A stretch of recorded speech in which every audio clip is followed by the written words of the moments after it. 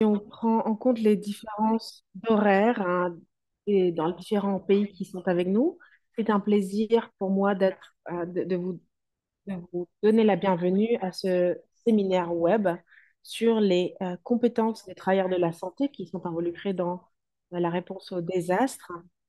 Je suis Johanna Diaz et je travaille dans le département de services et systèmes de santé basé à Washington et je fais partie de l'équipe qui organise cette activité qui est intégrée par des collègues de l'unité de ressources humaines pour la santé, du département de systèmes et de services de santé et également de l'unité de préparation des pays pour les urgences de santé et le règlement sanitaire international du département d'urgence de santé de l'OPS.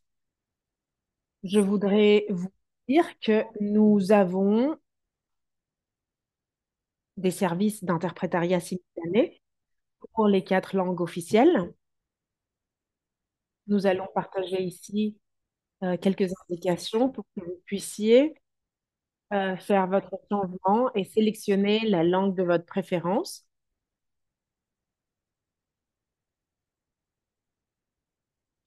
Très bien. Alors, collègues, ici, vous avez quelques indications générales. Veuillez les suivre. Comme je vous disais, nous avons des services d'interprétariat simultané pour les 4 langues officielles de l'OPS, espagnol, anglais, français et portugais. On vous invite à sélectionner sur la partie inférieure de votre écran l'icône de globe pour sélectionner la langue de votre préférence. Je voudrais vous dire aussi que nous avons l'icône de chat que vous pouvez utiliser pour communiquer avec nous, pour nous informer sur les aspects techniques pendant le développement de cette activité. Et je vous invite d'ores et déjà à mettre vos questions et vos commentaires pour votre panéliste dans la partie questions-réponses. Vous pourrez retrouver l'icône sur votre écran également, Q&A.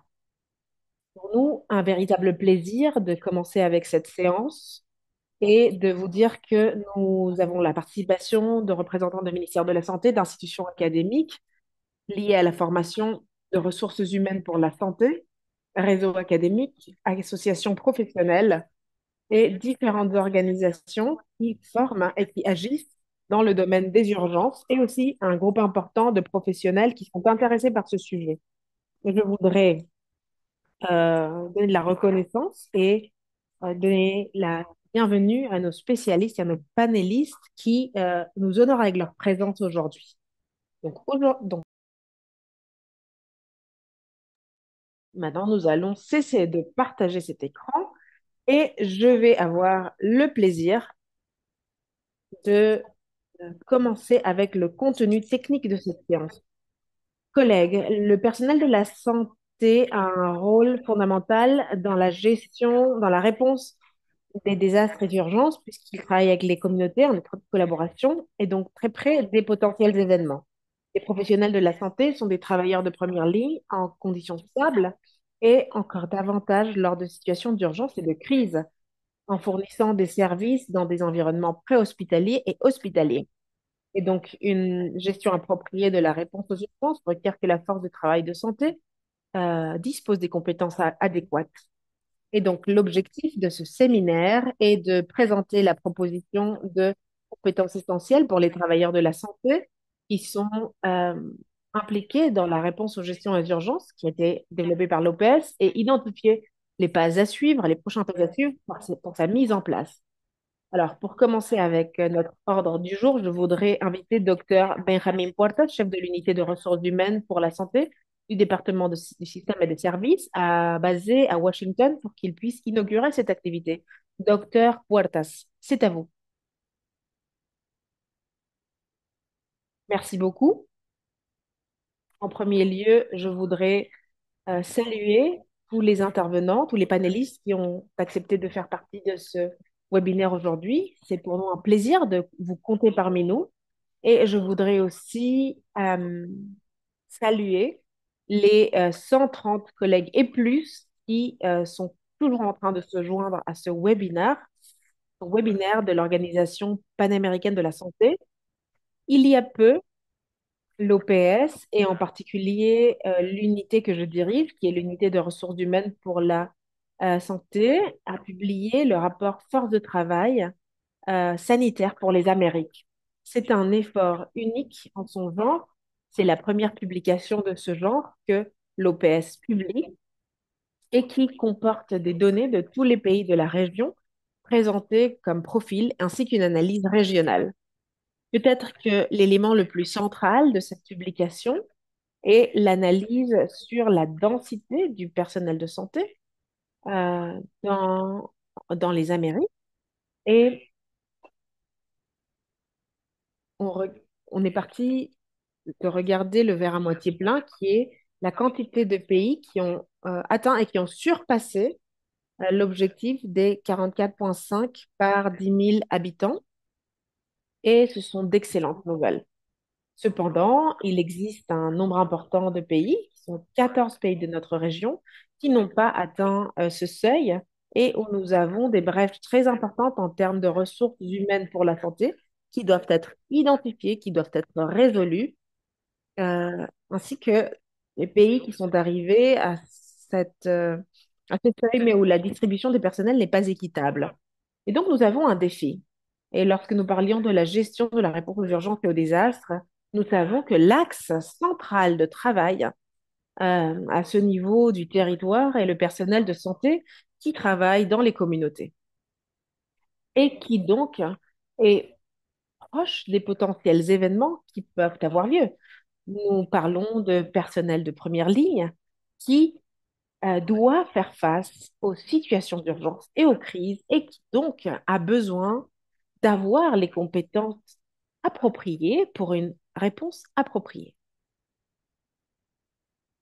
Pendant les derniers mois, l'OPS, dans cet effort entre deux départements de l'organisation, a travaillé sur l'identification des compétences de ce personnel de santé pour une réponse appropriée aux urgences et aux désastres.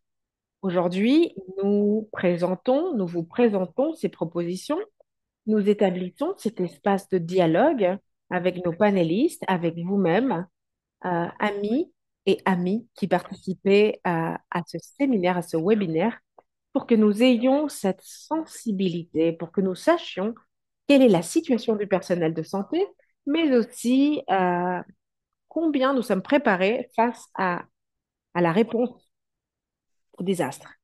Est-ce que nous avons les compétences appropriées et quels sont les pas à suivre pour avoir une force de travail sanitaire qui soit préparée pour ce type de situation qui vont continuer à avoir lieu dans une région comme la nôtre?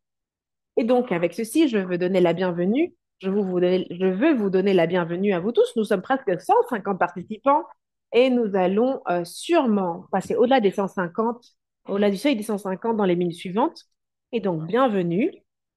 Et nous allons avoir un webinaire qui va répondre aux interrogations et qui va certainement aussi ouvrir des interrogations auxquelles nous allons répondre à l'avenir avec le soutien des États membres. Donc, merci beaucoup et bienvenue. Merci beaucoup. On remercie le docteur Puertas pour ses réflexions initiales qui nous mettent face au travail très intéressant que nous devons mener à bien pour mettre en place cette proposition. Et maintenant, nous allons avancer avec le contenu technique de cette activité. C'est pourquoi je voudrais demander au docteur Puertas de nous présenter le sujet, la formation du personnel de santé pour réussir à avoir des systèmes de santé résilients. Je vous donne la bienvenue à nouveau, docteur Puertas. Merci beaucoup. Je voulais juste confirmer que vous voyez bien la présentation et que la présentation est dans le format approprié. Parfait. Alors, je voudrais commencer par me concentrer sur cette composante de la construction de capacité et la formation du personnel, mais peut-être commencer avec quelques données qui sont importantes pour avoir le contexte, qui est le déficit en ressources humaines dans notre région. Je mentionnais le rapport force de travail sanitaire dans les Amériques, mais si on regarde l'avenir, le déficit que l'OMS calcule pour 2030 dans notre région, surtout l'Amérique latine Les Caraïbes, c'est de 600 000 travailleurs de la santé.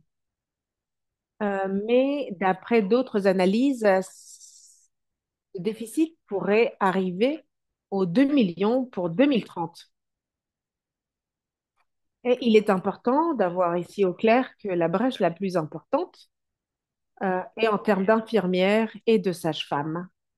C'est un travail fondamental, surtout lorsque nous sommes à peu de jours de célébrer le jour international de l'infirmerie. Ici, vous pouvez observer plus à détail le nombre de travailleurs et de sages-femmes dans notre région, plus de 11 millions, avec une série de crises et une série de défis euh, auxquels qui ont à voir avec l'éducation, l'inversion, l'investissement financier, l'équité de genre, les conditions de travail et le bien-être.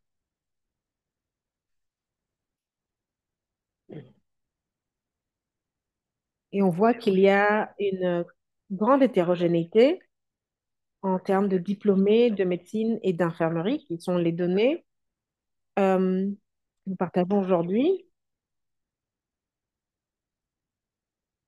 Et le numéro de diplômés de médecine peut varier et peut aller de 2,86 par 100 000 habitants à 17,82 dans d'autres pays, dans d'autres cas.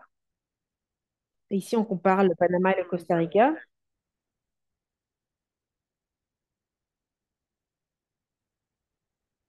Et pour les infirmiers et infirmières, c'est 2,15 pour Guatemala et États-Unis avec 110.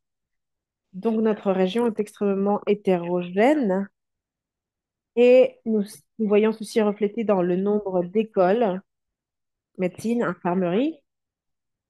Si nous regardons les écoles d'infirmerie, on a 1227 et 6% des écoles de médecine sont dans trois pays qui sont les États-Unis, le Mexique et le Brésil. Et le Brésil est à la plupart d'écoles de médecine.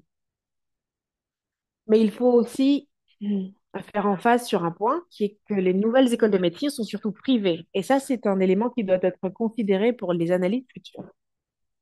Situation similaire, mais beaucoup plus concentrée, a lieu dans les écoles d'infirmerie, où 83% des écoles se trouvent dans deux pays qui sont les États-Unis et le Brésil. Donc elles sont très près, mais le total d'écoles d'infirmerie dans notre région, c'est de 2 540. Ici, nous voyons la perspective de la densité d'écoles de médecine et d'infirmerie, d'après la population, qui est une donnée beaucoup plus réelle que les autres chiffres, parce qu'ici, on la voit en termes de population. Et ici, nous voyons cette hétérogénéité. Ici, vous voyez des petits pays des Caraïbes. Et lorsque nous faisons cette analyse, on peut voir que la densité est beaucoup plus élevée. Il y a une série de défis. Moi, j'ai commencé par regarder les défis globaux dans ressources humaines pour la santé. Mais lorsqu'on regarde les urgences et les désastres, nous savons qu'un des principaux défis sont les possibles pandémies et épidémies. Nous avons déjà eu un exemple de ceci avec le Covid, mais on peut avoir d'autres aussi. Il y a aussi les carences en termes de ressources victuailles et de ressources humaines également, les désastres naturels et les conflits qui, dans notre région, sont très communs, très fréquents, le syndrome de burn-out, hein, cette fatigue, des situations de stress pour le personnel de la santé et les inéquités dans l'accès. Donc, une série de défis qui peuvent être seulement confrontés par les systèmes de santé résilients. Et ça, c'est un point fondamental. Nos systèmes de santé doivent avancer vers cette résilience et la pandémie nous a appris ceci. Le personnel de la santé a un rôle central pour s'assurer que ces systèmes répondent, se récupèrent et s'adaptent aux défis, que ce soit des pandémies, des désastres naturels ou ce genre de bref ou de carence dont on parlait avant.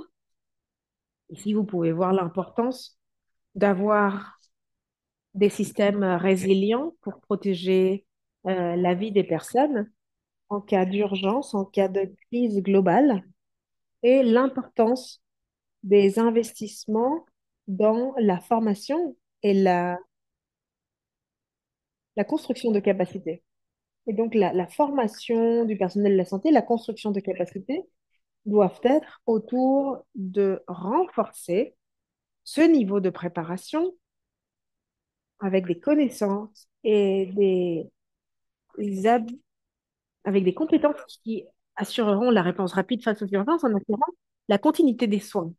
Développer des compétences qui soient adaptatives, hein, qui se concentrent dans les programmes autour de la résolution de problèmes, qui soient flexibles, la gestion de crise, l'empouvoirment du personnel pour s'adapter à des défis qui peuvent être changeants, augmenter la collaboration. Et ici, nous voyons aussi la question de l'éducation interprofessionnelle, construire des leaderships et des systèmes de décision qui permettent à ce personnel de prendre des décisions et de se former au leadership. Et finalement, l'apprentissage continu, nous parlons du lifelong education, qui est clé et qui est essentiel et qui doit être adapté à la personne. Et je vous parlais d'éducation interprofessionnelle. Ça, c'est une priorité de l'OPS et surtout notre unité de ressources humaines pour la santé, où nous parlons d'une stratégie d'apprentissage qui prépare les professionnels à travailler depuis une perspective multidisciplinaire et depuis différents contextes. Et ici, nous disons, c'est que deux ou plus de professions apprennent sur chacune d'entre elles. Et ça va main dans la main avec une pratique collaborative, ce que nous appelons les équipes interprofessionnelles de santé, où de multiples travailleurs de santé de différentes catégories professionnelles travaillent dans la provision de services intégraux. Alors, comment est-ce qu'on peut travailler ensemble dans la pratique collaborative si nous n'avons pas appris à apprendre ensemble? Et ça, c'est l'axe de ce que nous connaissons comme l'éducation interprofessionnelle. L'Organisation panaméricaine de la santé a une initiative et nous allons la lancer brièvement. Il y a l'initiative d'équipe interprofessionnelle pour la santé, pour le soin intégré, que nous appelons équipe. Et ça va être un grand axe de travail pour renforcer l'éducation interprofessionnelle et la pratique collaborative. Et sous ceci, nous avons ce grand parapluie qui porte sur le personnel de la santé vers 2030, renforcer les ressources humaines pour réussir à avoir des systèmes de santé résilients. Cette politique a été approuvée en 2023 de façon unanime par tous les pays de notre région et elle comporte 5 lignes stratégiques d'action. Je ne vais pas parler de toutes parce que je suis déjà en train de finir ma présentation, mais il y en a deux qui ont à voir avec notre sujet, le sujet qui nous occupe aujourd'hui, qui est la formation du personnel de la santé et spécifiquement en termes de réponse d'urgence et de désastre. La troisième est le renforcement d'équipes interprofessionnelles de santé. Et dans cette ligne d'action, on a le renforcement de l'éducation interprofessionnelle. Et l'autre a à voir avec la promotion du développement et le renforcement des capacités du personnel sanitaire. Et ici, on le dit clairement, pour la préparation et la réponse face aux urgences de santé publique.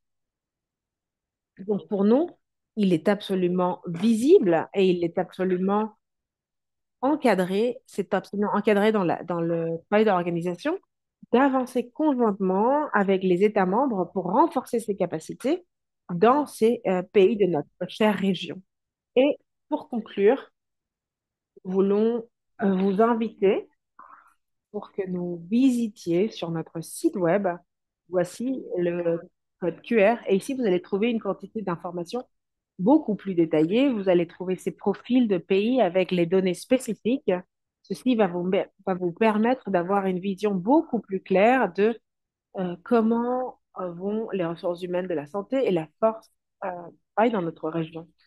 Merci beaucoup aux 180 personnes qui nous accompagnent aujourd'hui. Merci beaucoup. Merci beaucoup, docteur Benjamin Puertas. Et maintenant, chers collègues, je vais vous inviter à écouter le docteur Celso Vambeleng, chef de l'unité de préparation des pays pour les urgences de santé et le règlement sanitaire international du département d'urgence d'OPS-OMS, qui va partager avec nous cadre général euh, de compétences pour la gestion d'urgence. Docteur Bambaleng, je vous donne la bienvenue. Bonjour, bonjour à tous. Euh, Est-ce que la présentation apparaît à l'écran? Oui. Simplement, je voudrais simplement souligner quelque chose que Benjamin a dit sur les ressources humaines. L'importance que les ressources humaines ont non seulement pour les urgences et les désastres, mais dans tous les aspects qui ont à voir avec la santé de la population. Et je crois qu'une leçon apprise que nous a laissé la pandémie du Covid en 2020, c'est que les ressources humaines sont extrêmement importantes pour la réponse aux grands événements, moyens événements et petits événements. Les ressources humaines doivent avoir les compétences pour faire face aux urgences et aux désastres, mais aussi les conditions pour pouvoir y faire face. Et donc, l'importance des ressources humaines vis-à-vis des urgences et désastres est la première ligne est très reconnue. Et nous pensons que ce webinaire va contribuer euh, à développer des compétences qui seront très utiles pour les urgences futures dans notre région. Moi, je vais parler du cadre général de compétences pour la gestion d'urgence pour établir euh, le champ de travail ou l'ère de travail où le personnel de la santé se développe comme partie de la gestion d'urgence, qui inclut les urgences d'origine naturelle, entre elles les épidémies, et les urgences générées par l'homme sous les différentes formes possibles. Par rapport à la gestion des urgences de la santé et des désastres, et les désastres, ceci est aligné avec des instruments, des mandats et des stratégies globales, régionales et bien sûr de pays. Et donc le travail que nous faisons par rapport à la gestion d'urgence est directement lié aux objectifs de développement durable, surtout au numéro 3, qui parle de renforcer la santé, euh, le 11, qui a à voir avec les aspects liés aux villes, et le 13 qui a à voir avec le climat. Et donc, notre cadre de travail est aligné avec les objectifs de développement durable, surtout dans ces trois indicateurs clés euh, sur lesquels nous travaillons et auxquels nous contribuons pour que les pays puissent arriver aux résultats proposés. Au niveau régional, nous avons un agenda de santé durable qui inclut les indicateurs liés à renforcer la capacité régionale de préparation, détection, surveillance et réponse face aux épidémies et aux types de désastres où on voit la plupart du travail que nous réalisons et qui est lié à pouvoir réduire cette charge de morbidité, de mortalité qui est générée par les urgences et les menaces auxquelles font face les pays de la région. Alors, quelle est notre approche dans ce cadre régional, dans ce cadre global? Et bien sûr, dans le cadre national des pays. Notre approche est une approche multimenace. Ceci veut dire que lorsque je prépare une ressource humaine pour préparer la gestion d'urgence, doit se préparer pour toutes sortes de menaces. Menaces d'origine naturelle, menaces liées, menaces liées à la main de l'homme ou liées à l'être humain. Et donc, nous avons deux aires de travail alignées avec documents globaux approuvés par les pays. Le premier est le règlement sanitaire international de 2005 et les modifications qui vont entrer en vigueur cette année. et qui font face à trois types de menaces fondamentales, les biologiques, radiologiques et les chimiques. Et nous avons d'un autre côté le cadre de Sendai qui va jusqu'en 2030 et qui inclut toutes les menaces, y compris celles qui sont sous notre règlement. Donc, en premier lieu, cette formation des ressources humaines doit avoir une approche multimenace. Et ça, c'est le premier sujet de travail. Les ressources humaines formées pour les urgences doivent être préparées pour faire face à toutes sortes de menaces, qui soient importantes au niveau des pays. Un autre élément important est que dans le cadre de Sendai et en alignement avec les ressources humaines, il y a quatre piliers de base que l'OPS a proposés dans le plan d'action pour la préparation et la réduction de désastres qui est en vigueur en 2026. Pardon, 2015-2021. Ça a à voir avec la gestion du risque, la gouvernance et la préparation. Et je je veux faire en phase.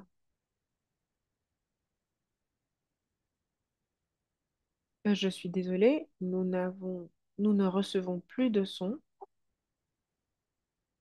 Nous ne- Alors ici, on parle des hôpitaux et des établissements de santé intelligents euh, qui sont sous l'initiative des hôpitaux résilients face aux urgences de santé et aux désastres. Et donc, ces quatre piliers liés à la santé sous le cadre de Sendai établissent le cadre général de travail pour les ressources humaines. Du point de vue plus micro et plus aligné avec ces instruments, ces outils globaux, nous avons les processus classiques de gestion d'urgence qui commencent avec l'analyse de risque et la connaissance que je dois avoir pour prendre des mesures d'action qui peuvent être liées à la prévention, réduction de risque, la préparation qui est habituellement l'espace euh, plus grand qui convoque le personnel de santé pour le travail. Et cette préparation est bien sûr liée à la préparation pour pour la réponse. Et donc, les travailleurs de santé sont dans ce processus, mais nous voulons très directement lier à la préparation sans laisser de côté sa participation clé dans les autres processus de la gestion de risque.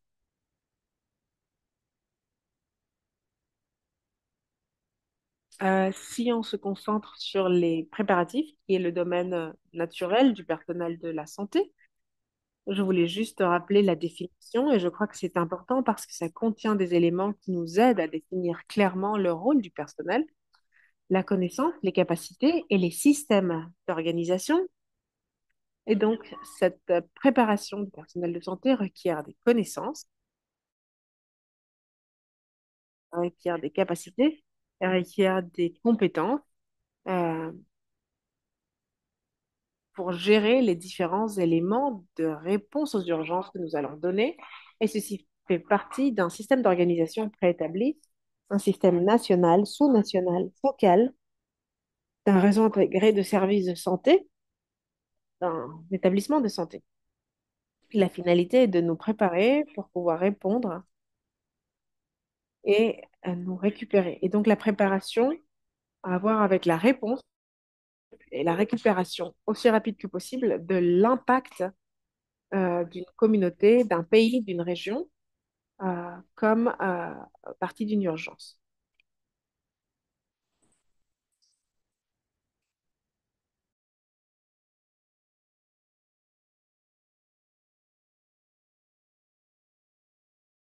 Indépendamment de la localisation du personnel de santé, à un niveau opérationnel, dans un hôpital, dans le premier niveau, dans un réseau, dans la gestion, euh, à un niveau sous-national ou national, il y a plusieurs thèmes qu'ils doivent développer et qui vont avoir à cette capacité de pouvoir analyser, identifier et valoriser le risque. C'est justement l'évaluation du risque. Je ne peux pas répondre à un problème si je n'analyse pas le problème. Ceci requiert justement cette connaissance pour pouvoir évaluer le risque et planifier et développer les plans que mon établissement, mon pays, ma région requiert et pour pouvoir répondre quand il y a une urgence, je dois évaluer quels sont les risques potentiels du point de vue de la santé publique. Donc, il faut identifier, analyser et évaluer les risques du planning. Euh, dans l'ère correspondant, il faut préparer les plans euh, nationaux, sous-nationaux ou le plan d'urgence. Et ce sont des plans qui doivent être testés, les exercer, voir s'ils fonctionnent et les améliorer. Il faut s'organiser aussi. Aussi avoir au fait on fait partie d'un système de gestion du personnel de santé et il faut que la préparation et la riposte fonctionnent. Euh, le personnel de santé doit aussi s'intégrer aux équipes médicales d'urgence. Le niveau de travail et riposte qui a à voir avec la réponse clinique et le soin aux patients. Euh, la surveillance de la santé publique, épidémiologique, environnementale, aussi le type de cas dont on doit faire question dans un hôpital où il faut apprendre sur le triage, la contamination, et aussi la communication de risque qui est transversale. Dans la pandémie de la COVID, on a vu ce thème de communication dans l'urgence, la coordination et comment le personnel de santé doit faire participer la communauté aussi. Et aussi la participation à différents niveaux de réponse et aussi la coordination dans l'établissement et en dehors de l'établissement, aussi coordonnant avec d'autres secteurs. Finalement, toutes les actions qui correspondent à la protection de la communauté, comme la santé mentale, les immunisations, les mesures de santé publique, que le personnel de santé, indépendant du niveau de travail où la personne travaille, euh, doit connaître. Ce sont des aspects généraux qui s'adaptent à 10 niveaux où le personnel de santé se trouve. Ils doivent avoir des compétences pour répondre à une urgence de façon efficace et et le plus rapidement possible. Merci beaucoup.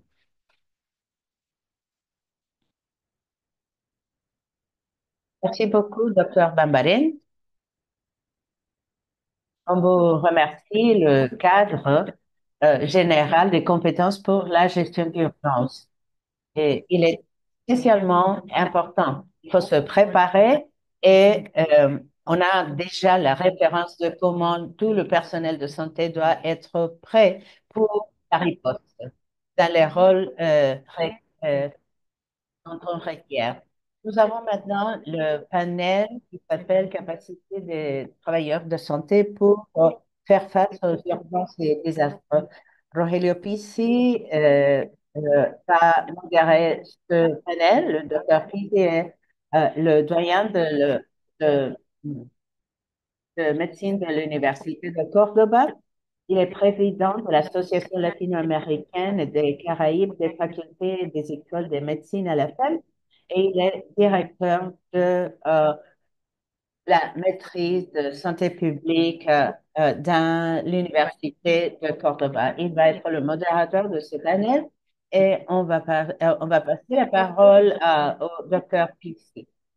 Pour développer cette activité, on va entendre les présentations des intervenants et le docteur Pissi va modérer l'échange et la conversation.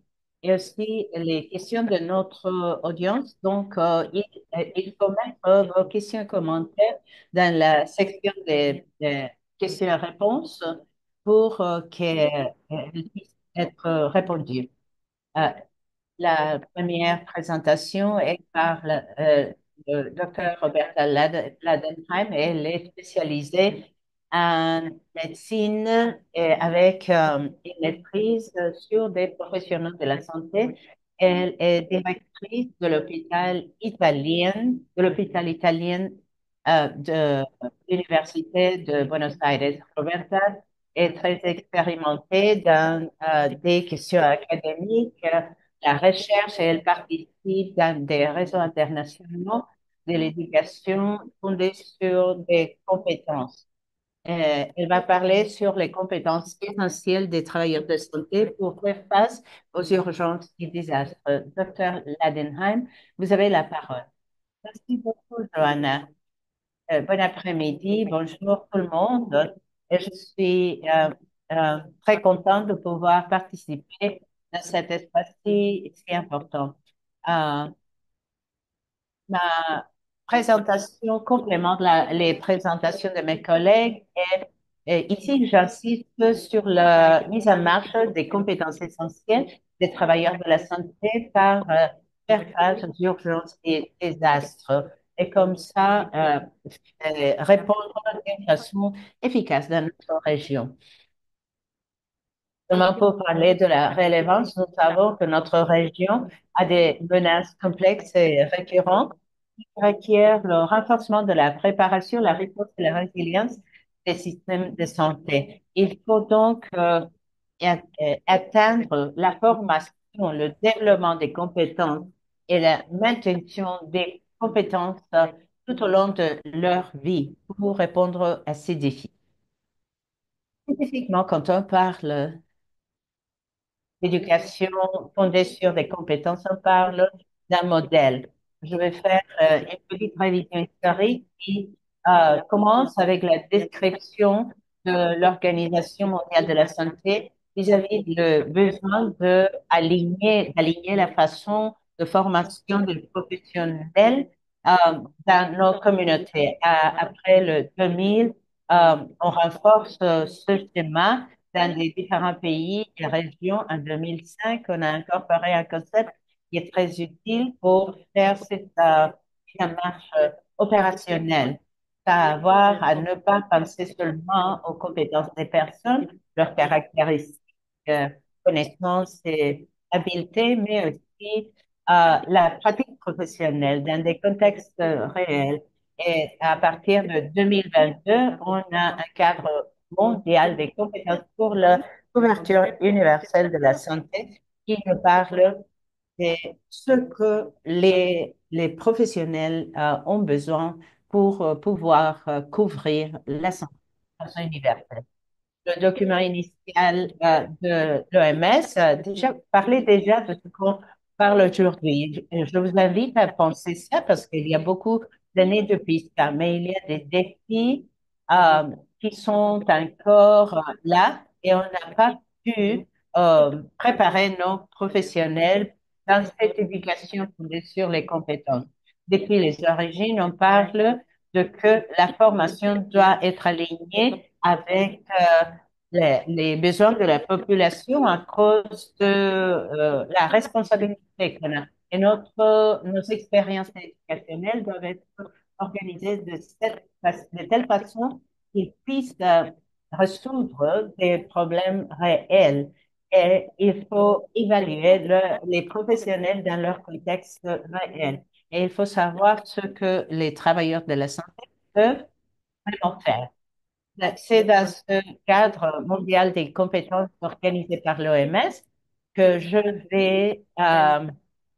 que je veux parler de ce parapluie qui nous assure les connaissances, les habilités et les attitudes pour assurer qu'ils sont compétents, mais aussi quelles sont les activités vraiment réelles, pratiques qu'un infirmier doit euh, avoir dans les mairies pour pouvoir répondre aux urgences et désastres. Il faut s'assurer que ceci se passe et que la formation favorise les opportunités d'apprentissage et aussi il faut être responsable vis-à-vis de la communauté justement sur les épiques.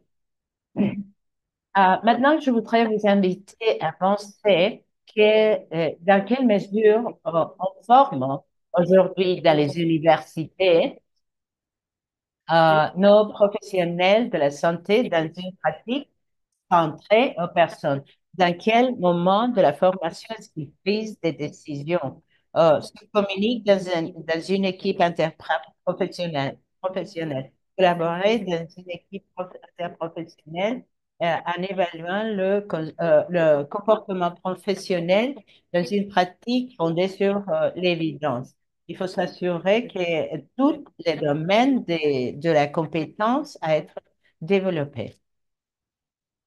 Et si l'on va à un document plus récent, il y a un consensus que le docteur Espinel dont le docteur Espinel va parler aussi.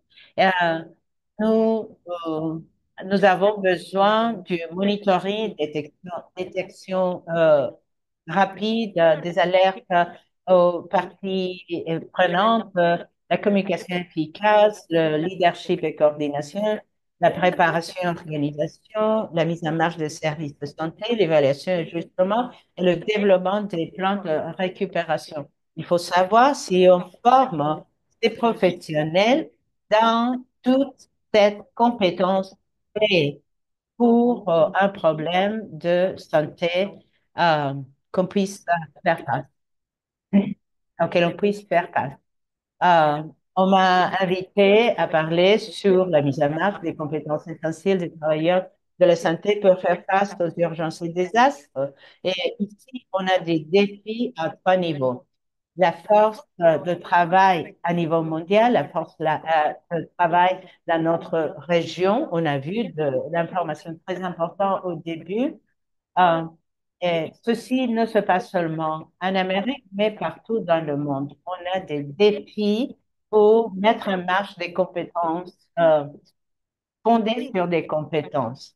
Et si l'on veut transformer la réalité, on doit avoir des bonnes pratiques pour faire face à ces défis. Donc, notre schéma, avant de parler des urgences et des désastres, il faut comprendre la complexité des défis dans les différents niveaux, les niveaux d'action, la politique de ressources humaines, l'éducation fondée sur les compétences et la difficulté de mettre en marche ces changements. Ici, quelques réflexions que j'ai partagées dans une conférence à Copenhague de l'OMS. On a parlé de quelques défis. Il faut comprendre la complexité, repenser les modèles de soins. Nous avons des modèles de soins clairs et définis dans nos pays autour des urgences et des astres avec une clarté des tâches de chacun où les uns complémentent les autres. Est-ce qu'on peut construire des systèmes de santé centrés dans les personnes? Est-ce qu'on peut investir dans notre personnel de santé? Est-ce qu'on connaît euh, le malaise des professionnels de santé, la charge mentale et encore plus ceux qui sont dans la première ligne? Est-ce qu'on peut améliorer leurs conditions laborales pour stopper la migration? Est-ce qu'on sait collaborer en équipe et utiliser l'intelligence artificielle, la technologie et les outils qui nous aident comme la simulation? euh, tous les défis doivent être pensés dans le contexte des Amériques aussi. Et on a parlé beaucoup de ça au début, donc je ne veux pas me détenir là-dessus. Il y a aussi des défis de la force de travail en santé en Amérique. Il y a des défis en urgence et désastres. Par exemple, il y a peu de préparation spécifique, une capacité de réponse limitée, la distribution inégale du personnel, les systèmes de santé fragmentés et faibles, et le burn-out aussi. Ici, euh, qu'est-ce qui est impliqué dans la mise en marche de l'éducation ou la formation fondée sur des compétences? Qu'est-ce que c'est que les compétences? La polysémie euh, fait la mise en marche difficile. Définir les compétences objectives, On doit définir des compétences objectives d'apprentissage clairement. Et il faut réfléchir comment on forme nos professionnels. Euh, il faut aussi assurer une progression en séquence pour l'apprentissage. Il faut organiser les expériences éducationnelles et nos plans d'études pour accompagner le développement progressif des compétences. Il faut aussi individualiser l'apprentissage. Il y a des réflexions autour de ces thèmes. Il faut aussi mettre en marche une formation centrée dans le développement des compétences et incorporer des modèles d'évaluation qui vont nous permettre, hein, avec des sources multiples, d'observations multiples, savoir ce que les professionnels peuvent faire dans des contextes réels et prendre des décisions avec cette information pour pouvoir prendre des décisions fondées avant de promouvoir quelqu'un. Donc, on parle de mettre en marche un modèle qui n'a pas été développé dans notre région.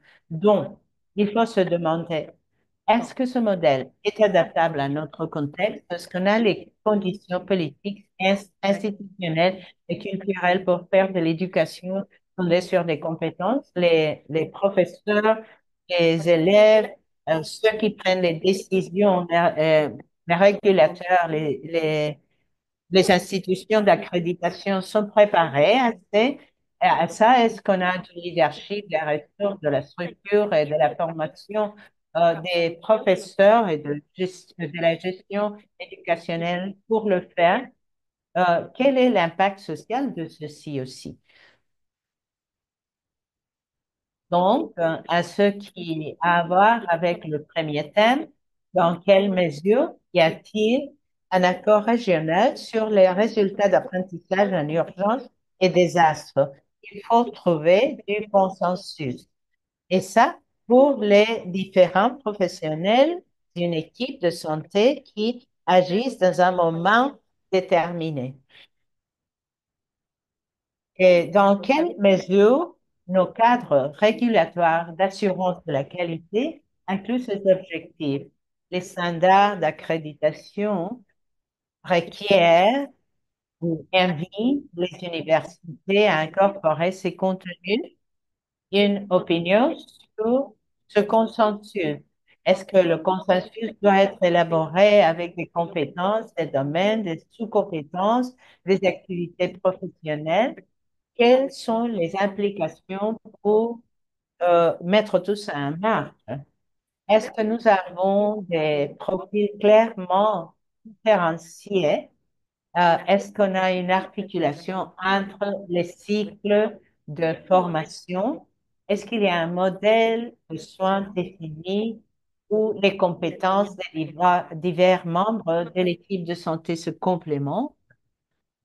Dans quelle mesure nos expériences d'apprentissage et enseignement sont organisées pour accompagner le développement progressif de la compétence quand on sait ou quand on pense qu'on est dans un moment de tension entre ce que les professionnels doivent apprendre et ce qu'ils doivent pratiquer. Euh, il faut donc inclure dans tous les plans d'études euh, du début et après, tous les professionnels de l'équipe de santé avec les contenus et dans un développement séquentiel des habiletés pour faire face aux urgences et désastres, un apprentissage tout au long de la vie et aussi des micro-crédentiels. On a la macro-crédentiel, c'est le degré professionnel, mais il faut maintenir les compétences et développer de nouvelles compétences vis-à-vis des développements qui émergent. Il faut aussi penser l'enseignement et l'évaluation centrée dans les étudiants et dans les contextes réels. Il faut transformer les méthodes traditionnelles euh, pour les centrer dans les élèves et pas dans les professeurs. Intégrer des activités authentiques dans l'apprentissage et dans des contextes réels parce que des fois, les étudiants se forment sans être exposés à des urgences, des désastres, mais il faut euh, savoir comment agir dans ces cas. Il faut aussi évaluer les étudiants et voir comment ils performent dans des situations légitimes. Apprendre à faire. On peut faire participer nos étudiants dans les différentes professions de l'équipe de santé, dans des divers moments de leur carrière, dans des situations d'urgence et de désastre, avec des tâches légitimes. Est-ce qu'ils doivent à participer dans des situations de simulation ou commencer, ou comment on construit à partir d'avoir un cadre. Il faut avoir des données confiables ou fiables. Il faut savoir quelles sont les compétences critiques, les brèches de formation et la distribution et de la distribution du personnel. Il faut aussi de construire des consensus régionaux, assurer l'articulation institutionnelle en alignant les politiques éducationnelles, sanitaires et mécanismes d'assurance de la qualité et réviser les plans d'études, intégrer les contenus clés sur les urgences, préparation, travail en équipe, leadership, communication et santé publique. Pour transformer l'enseignement et l'évaluation avec des approches euh, centrées sur les étudiants en- et en promouvant l'autonomie, la réflexion, l'apprentissage situé. Euh, Enseigner pour l'incertitude. Il faut simuler des contextes réels, former les étudiants en leadership, collaboration et résilience, utiliser l'évaluation euh, de formation programmatique et profiter des technologies des technologies.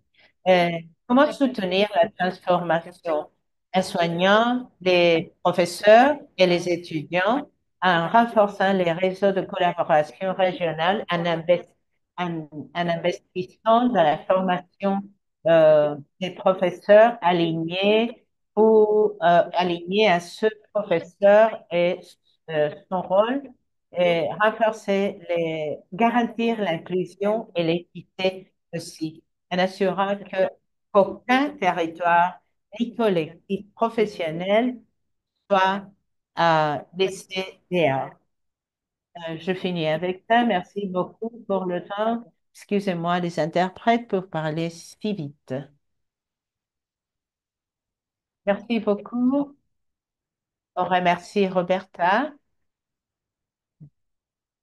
pour sa présentation et des réflexions très intéressantes sur la façon et les défis de mettre en marche euh, un programme fondé sur des compétences. Notre deuxième panéliste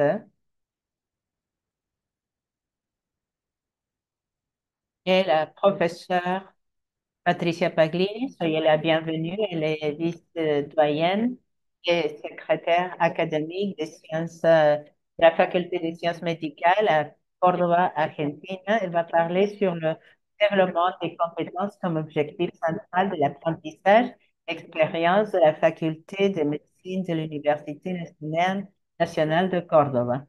Docteur, vous avez la parole et je partage votre présentation. Elle doit apparaître à l'écran. Merci beaucoup. Je vais atteindre la présentation et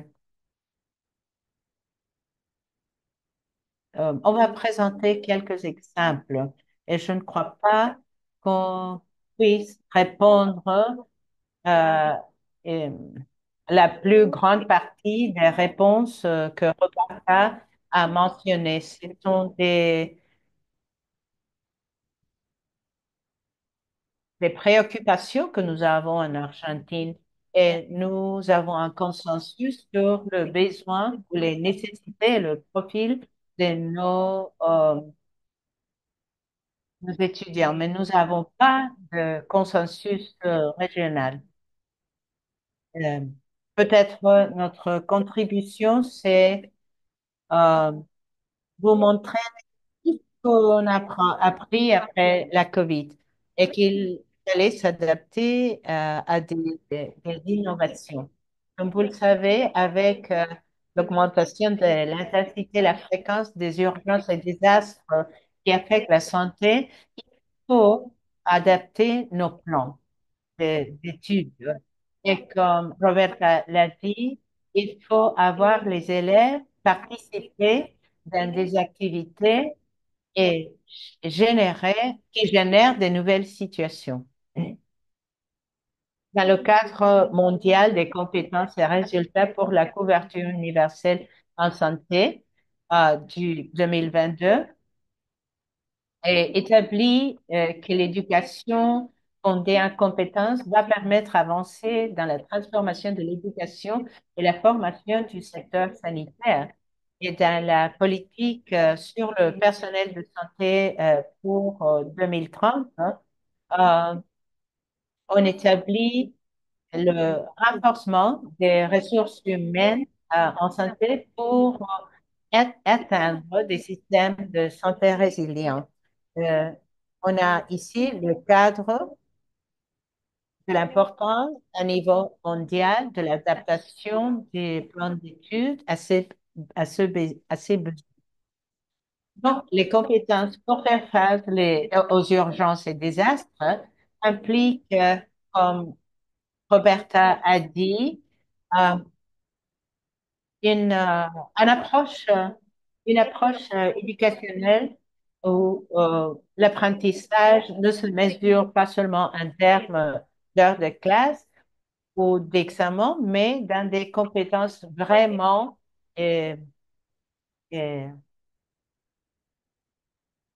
acquises.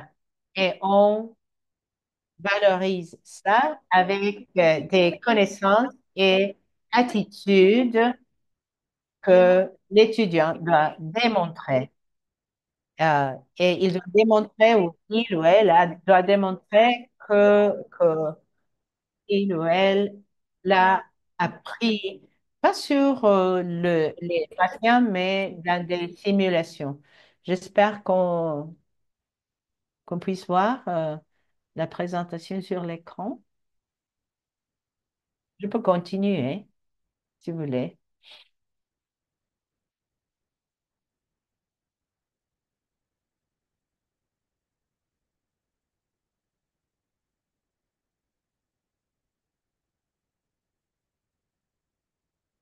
On est là.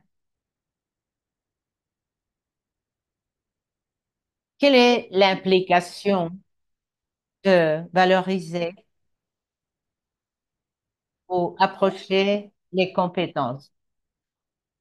Il faut l'apprentissage centré euh, aux étudiants et pas aux professeurs. Un enseignement interdisciplinaire. Des fois, c'est pas facile, mais on a euh, atteindre à le faire dans la pratique. Il faut avoir une évaluation continue et formationnelle. On n'évalue pas seulement les connaissances, mais aussi les habiletés cliniques et l'attitude professionnelle tout au long de l'apprentissage dans un dialogue. Il faut insister sur les habiletés pratiques et la communication. La communication pour les urgences est fondamentale et nous faisons beaucoup d'emphase avec les élèves sur la communication adéquate dans un état d'urgence. C'est fondamental. On les apprend à avoir une façon d'écouter qui soit active et une capacité de ne pas dire, mais entendre, écouter le patient fondamentalement, d'une façon fondamentalement et empathique de telle façon que le patient soit libre de parler de leurs besoins. Donc, une communication qui soit claire et concise, qui ne soit pas désordonnée, euh, même si de multiples acteurs sont du côté du personnel de la santé. La communication doit être claire et concise et il faut avoir une organisation pour dire face à cette situation, le premier a donné l'ordre, cette personne, ensuite il y a cette autre personne, etc., etc. Ce type de pratique, euh, nous la mettons en place et lorsque nous parlons de profil des diplômés médicaux et nous avons un profil commun en Argentine, dans le profil, nous planifions, nous programmons, nous exécutons et nous valorisons des actions de santé avec des critères épidémiologiques appropriés et nous prenons en compte les problèmes sanitaires prévalents et prioritaires, c'est-à-dire tous ceux qui apparaissent en situation où nous sommes impliqués. Prochaine, s'il vous plaît. La Commission nationale d'évaluation et d'accréditation universitaire, qui est celle qui nous évalue en Argentine, et qui, et heureusement, notre faculté a réussi en deuxième lieu une accréditation maximale, euh, établit qu'il faut avoir une réponse aux problèmes de santé, euh, liés aux désastres environnementaux, aux catastrophes, inondations, comme contenu minimaux des programmes de nos carrières. C'est-à-dire que nos programmes ont dû s'adapter à ce plan B dans le webinaire. Si nous l'avons bien fait, nous l'avons bien fait et nous continuons à essayer, essayons de le faire avec force. Mais c'est un processus. Prochaine, s'il vous plaît.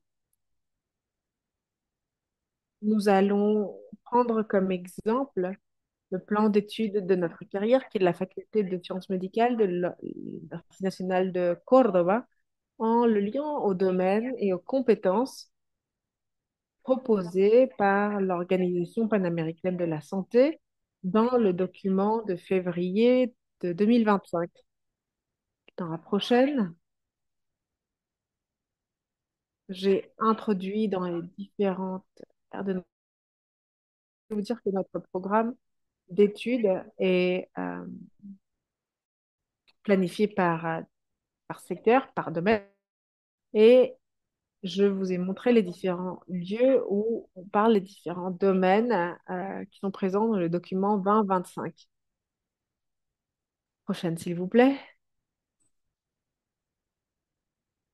Dans le domaine de la santé publique, où nous avons la santé communautaire et la médecine préventive, traverse les 5 années de notre carrière, on aborde des sujets liés avec le domaine 1, 2, 4, 7 du document de 2025, c'est-à-dire les compétences liées chez les personnes, dans le travail en équipe et dans la prise de décision et de gestion de risque. La santé communautaire, on touche des sujets comme le risque, les risques d'infection, les risques d'inondation et fondamentalement en équipe parce que l'élève va sur le terrain, voit la réalité de ce qui se passe et voit que par exemple peut-être le quartier n'a pas d'eau potable et est contaminé avec certaines maladies et fondamentalement la médecine préventive et la prise de décision et comment on peut faire de la prévention.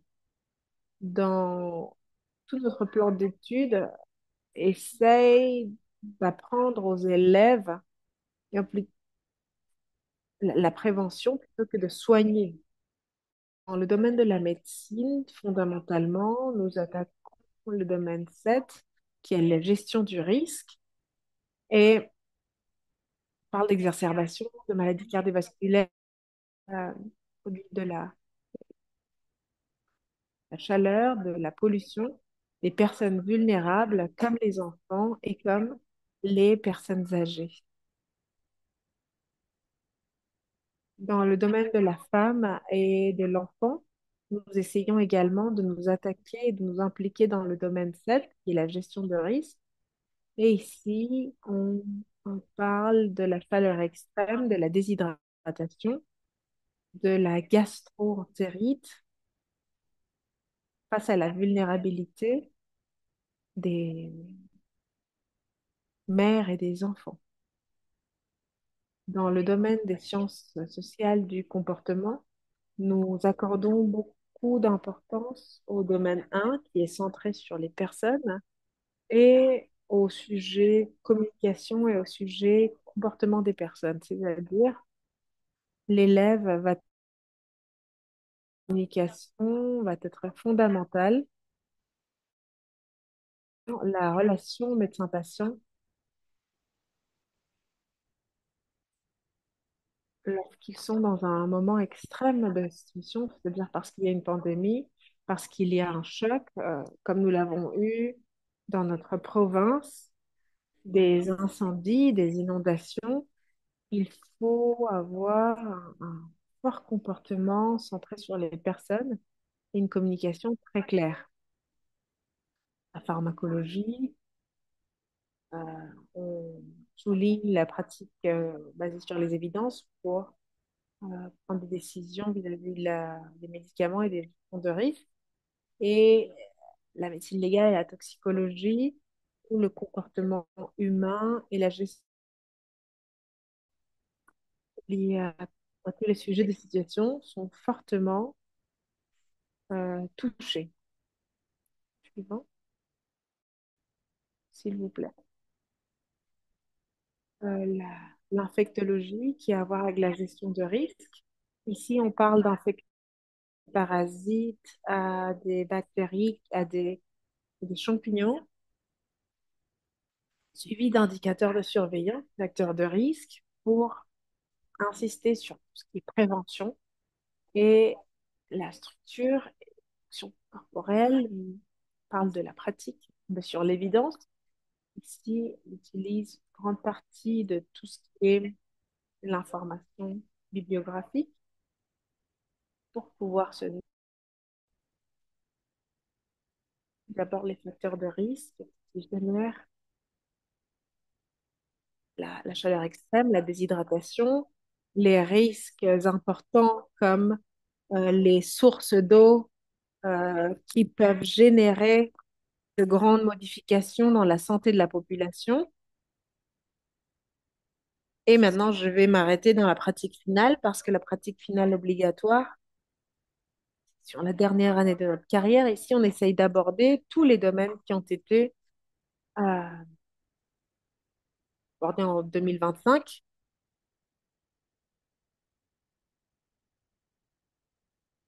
Et il y a quelque chose que nous avons mis en place dans notre faculté qui est la pratique finale interprofessionnelle. La pratique est réalisée par les élèves de médecine, mais ils le font aussi avec les étudiants d'infirmerie, de kinésiologie, de dontologie, de psychologie, travail social. C'est-à-dire que nous montons un scénario euh, en accord avec le nécessaire pour pouvoir répondre à des situations d'urgence et de désastre de façon interprofessionnelle. Ceci, nous le faisons fortement et comme un exemple pilote depuis quelques années, et nous le faisons aussi fortement euh, avec grand succès. Hier, nous avons ouvert la deuxième cohorte, le deuxième groupe, et nous pensons qu'avec ceci, nous sommes en train de nous apprendre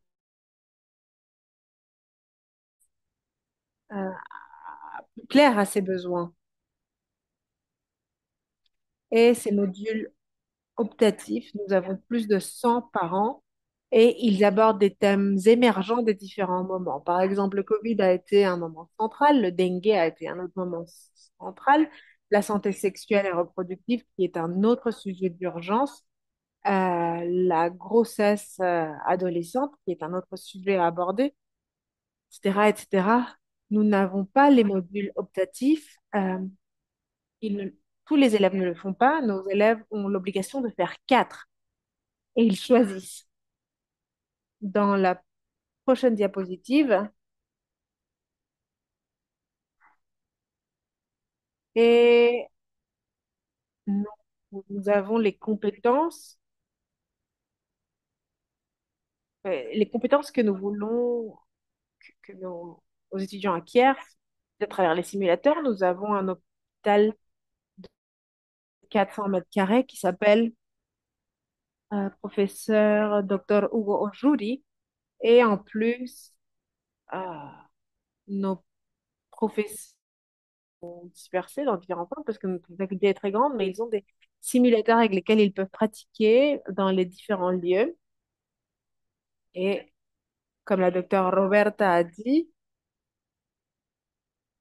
l'élève est surveillé et ensuite il va être envoyé à pratiquer sur la pratique finale.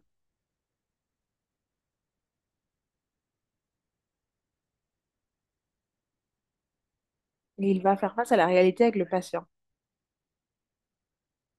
Merci Patricia. Merci chère Patricia. Nous arrivons à la fin du temps disponible. Oui, je suis sur ma dernière diapositive. Merci beaucoup. Je ne sais pas si je finalise. OK. Alors, je voudrais souligner que nous devons faire de la prévention. Et si ne pouvons pas faire de la prévention, il faut que l'on forme les élèves à l'attaque. Merci beaucoup.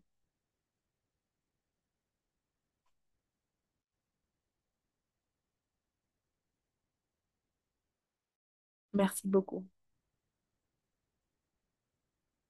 Merci beaucoup. Nous remercions la docteure Patricia. Ici, cette diapositive revient. OK, collègues. Donc maintenant, nous allons avancer avec le contenu de notre panel. Pour fermer les présentations, nous avons le cadre des compétences de ressources humaines qui passe à la préparation-réponse par le docteur Mauricio Espinal, consultant international de l'unité de ressources humaines pour la santé de l'OPS-OMS, professeur aussi de santé publique, ex-sous-secrétaire de promotion dans le secrétariat de gestion de risque Équateur et ex-directeur du service de la sécurité sociale d'Équateur. Mauricio, c'est à toi.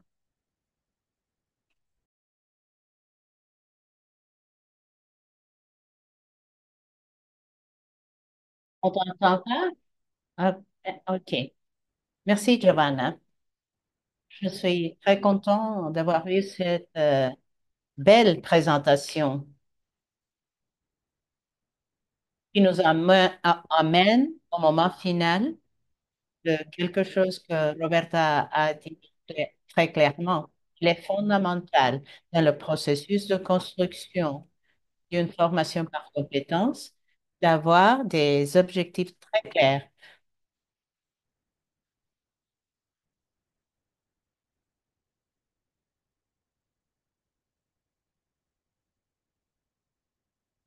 De cette présentation de quelques 10 minutes, je voudrais parler sur ces documents des politiques qui ont été déjà mentionnés par tous les panélistes. Quelle a été la proposition des compétences qu'on a construite grâce à l'OPS? Suivre sur le chemin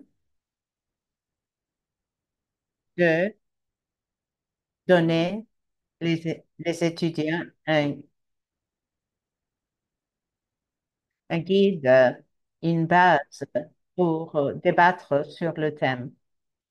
Cette proposition a été débattue avec des experts et finalement, ce qu'on a conclu et quelles sont les recommandations qu'on propose. Après la pandémie et avant la pandémie, avec les urgences et désastres nous avons généré une grande quantité de documents. Celso a mentionné déjà le cadre de Sendai. Ce document qui est clé et qui a généré d'autres documents après des grands désastres. En 2015, avant la pandémie, on parle déjà du besoin de avancer au renforcement des ressources humaines. Benjamin a mentionné déjà le rôle fondamental de la politique sur le personnel sanitaire 2030. Et la quatrième proposition, c'est travailler à renforcer la formation des travailleurs et professionnels de santé dans le composant de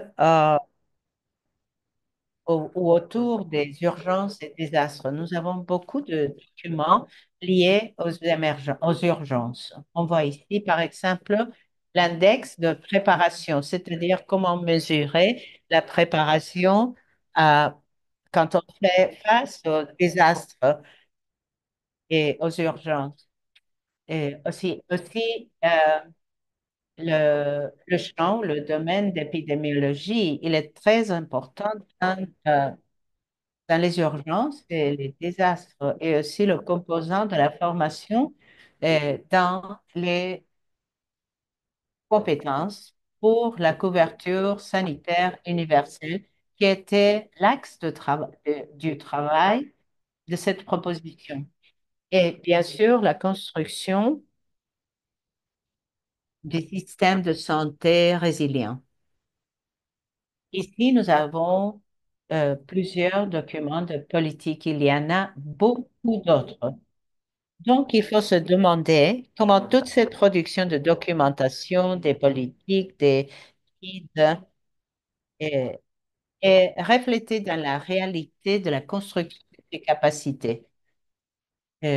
Donc, on a fait une révision systématique des publications faites autour des compétences euh, pour les urgences et désastres. Il y a des révisions systématiques euh, faites curieusement par des auteurs japonais et chinois, où ils trouvent qu'il y a une grande diversité. Le docteur Chong a révisé plus de 100 000 documents en anglais et plus de 2000 en japonais et il conclut qu'il y a euh, des milliers des objectifs, des propositions et des compétences et il définit 19 compétences potentielles qui devraient être le centre du développement de la formation. Donc, tout ça doit être appliqué dans notre région. Est-ce que ça s'applique? Donc, une question fondamentale, c'est l'existence de ce consensus. Quels devraient être les objectifs? Où devrions-nous aller? Nous avons 7 domaines et nous proposons 7 domaines et 38 compétences.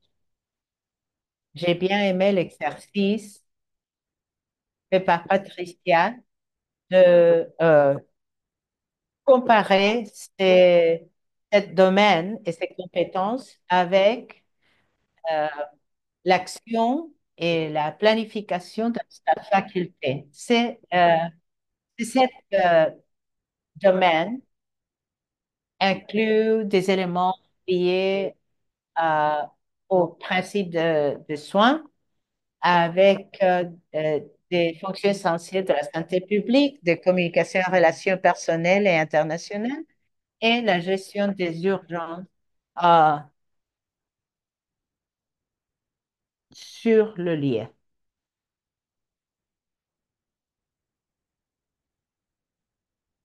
Les domaines,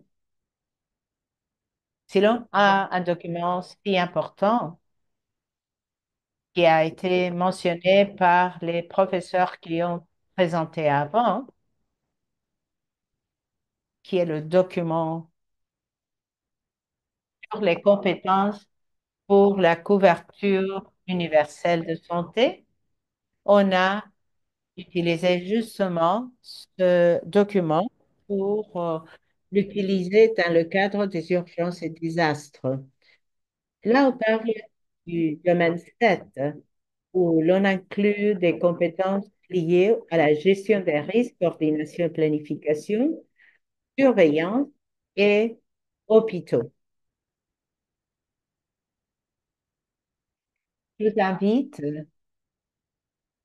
à réviser avec moi quels sont les éléments de ces domaines,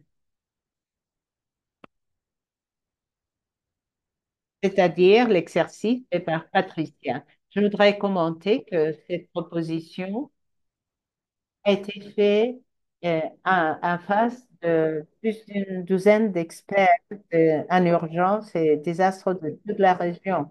Et beaucoup d'entre eux, quand on s'est réunis pour parler sur le document, m'ont dit, euh, Maurice, on a déjà pris quelques éléments pour les incorporer dans des cours spécifiques, par exemple urgence et infirmerie, où j'ai pris quelques éléments pour planifier le travail qu'on a fait dans la simulation pour les pratiques de mes étudiants. Roberta nous disait comment avancer. Nous avons un défi immense en ce qui a à voir avec la transformation de la santé dans la région vers cet élément fondamental des résultats. Comment faire que les étudiants apprennent à résoudre des problèmes et aller de l'individu au collectif pour transformer euh, l'action autour de la santé et pas autour de la maladie. Tout ça nous aide à transformer cette réalité, c'est-à-dire l'organisation dans des domaines et les compétences. Est-ce que ceci doit être du haut en bas, du bas en haut? Est-ce qu'il faut convaincre les autorités pour qu'ils commencent le changement? Ou bien, comme Patricia nous a démontré, nous sommes des experts et avec toutes ces idées, on a commencé à incorporer, comparer, évaluer tout ça dans notre processus de formation pour le transformer et l'améliorer. Le premier domaine à avoir avec les services de santé avec une perspective centrée dans les personnes et la communauté. Il faut donc incorporer une approche holistique de la santé communautaire. Il faut prendre en compte des éléments culturels de la communauté. Dans chacune de ces compétences, nous avons des sous-compétences. Et ceci est inclus dans notre proposition, des domaines, des compétences et des sous-compétences. Le deuxième domaine a à voir avec les compétences liées avec l'approche de prise de décision. Euh, L'approche doit résoudre les problèmes réels de la communauté. Il faut être prêt pour s'adapter à des situations inespérées ou changeantes. Dans le domaine 3, nous avons les compétences liées avec la prise de décision de ce professionnel ou de ce travailleur sanitaire. Il faut euh, écouter attentivement et activement euh, à ce qui se passe dans la réalité locale. Il faut adapter la communication aux objectifs, besoins, urgences et sensibilités de l'interaction. Le domaine 4 a à voir avec des compétences liées avec la philosophie pratique du travail en équipe. Ceci est clé, fondamental pour faire face à une urgence. Il faut travailler en équipe, créer et maintenir des associations de confiance, par exemple, avec les travailleurs autour de lui ou elle et avec les leaders communautaires. Euh, euh, L'étudiant doit apprendre avec et sur d'autres personnes. Domaine 5. Mauricio, excuse-nous, mais on est en train de finir. Nous avons le docteur Pitti pour fermer. Donc, je vais fermer. S'il te plaît, prends ça en compte. Dans le domaine 5, nous avons la capacité des professionnels en général et le domaine 6, c'est la capacité d'avoir des comportements autonomes. Et domaine 7, c'est la réduction du risque dans les urgences de santé et désastres par la coordination et planification pour réduire le risque. Et nous avons 38 compétences avec leurs sous-compétences dans cette proposition. Dans le cas de la compétence 38, nous avons une priorisation des risques, actualisation des plans de contingence, application des techniques pour avoir un établissement sûr, etc. Comme vous voyez, tout ça est inclus dans les composants de l'évaluation. L'évaluation fondamentale, comme il y a été mentionné par Roberta et Patricia, on conclut donc que le cadre des compétences répond à une nécessité urgente manifestée par tous les experts euh, qu'on a consulté. Il faut avoir un consensus et des interventions explicites, claires et systématisées après la pandémie. Il faut mettre en marche ces domaines et compétences dans la réalité locale, soit comme instructeur, comme professeur. Ici, nous avons des gens, des réseaux d'urgence, des universités, des facultés, des différentes professions. Il y a beaucoup de normes et propositions de politique à être mises en marche. Il faut travailler dans le niveau local, réviser le contenu du curriculum pour la formation des travailleurs de santé. Il faut promouvoir la recherche en urgence et désastres et bien sûr renforcer les compétences des travailleurs sanitaires en maximisant le potentiel du campus virtuel de santé publique de l'OPS. Merci beaucoup. Merci, Mauricio. Maintenant, je voudrais remercier nos intervenants et je voudrais passer la parole au docteur Rogelio Pissi. Il y a beaucoup de questions et commentaires sur le chat et il y a des questions sur la section de questions et réponses aussi. Donc, on va donner la parole au docteur Pissi. Docteur, s'il vous plaît. Bonjour tout le monde. Tout d'abord, je voudrais vous remercier pour ces excellentes présentations, Roberta, Patricia, Mauricio, très clair. Je remercie tous les gens qui nous suivent. On est arrivé jusqu'à 200 personnes et maintenant nous avons 180. Comme président de la FEM, je peux dire qu'il y a des facultés des doyens et des facultés d'Amérique latine et des Caraïbes. Très bien. Merci Patricia et Mauricio pour cette opportunité de travailler avec la FEM. Merci pour nous avoir appelés à la FEM, Association latino-américaine des facultés des médecines, pour travailler sur ces problèmes. Parce que dans les facultés, on a beaucoup à contribuer, ministère, gouvernement, locaux et municipautés. Euh, je suis convaincue que les problèmes d'un monde globalisé euh, nous, nous font faire face à des problèmes globaux pour essayer de les résoudre. On doit travailler tous ensemble dans une équipe, aussi dans la préparation de nos ressources humaines. Nous avons passé une pandémie avec 15 millions de personnes décédées, presque 2 millions dans l'Amérique latine et les Caraïbes. Je vous félicite pour cette initiative. On passe aux questions. Merci beaucoup aux intervenants qui ont été brefs et avec des concepts très clairs. Merci beaucoup. Merci, docteur Pissi. On va finir le webinaire. Nous avons toute une série de questions et je voudrais vous remercier parce que la participation des collègues dans la salle a été très intéressante. Alors, ce qu'on va faire, c'est de vous répondre en prenant vos données de contact et on va vous répondre par écrit.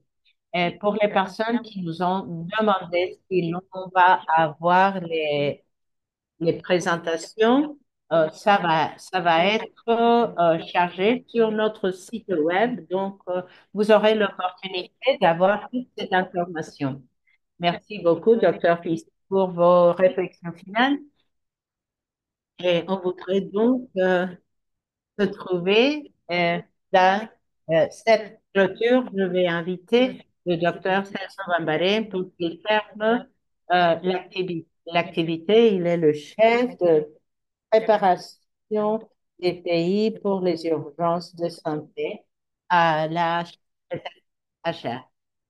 Merci beaucoup. Ce webinaire a été vraiment très intéressant. Je crois que les questions et les commentaires vont continuer à arriver et on va les répondre. Il faut dire qu'on est tous d'accord que le thème des ressources humaines est fondamental pour la santé et bien sûr pour les urgences et les désastres. Il est fondamental aussi de se mettre d'accord sur euh, les compétences basiques qui puissent contribuer à orienter les facultés et les écoles dans leur plan d'études de telle façon que dans le présent et le futur soient préparés pour la riposte de santé. Euh, de la part du docteur Ciro Ugarte et de notre part, on voudrait vous remercier pour votre participation. Nous avons eu plus de 200 personnes connectées. On voudrait aussi remercier nos collègues du département des systèmes et des services de santé pour le travail conjoint qu'on a fait plusieurs mois et les expositeurs et panélistes qui ont parlé des questions clés pour renforcer les services de santé dans la gestion d'urgence de santé et des désastres. On voudrait aussi vous remercier pour cet appel et cette participation et on espère continuer à travailler. Merci beaucoup. Merci beaucoup, docteur Bambarien. Chers collègues, on va compiler les questions et on va envoyer les réponses par écrit directement à vous. Les questions étaient très intéressantes, mais à cause du temps, on ne pourra pas les répondre maintenant. Mais merci beaucoup pour votre participation si enthousiaste et pour répondre à notre appel. On finit donc. Euh, Ayez une bonne journée et merci encore pour votre présence. Ah, on se voit. À bientôt.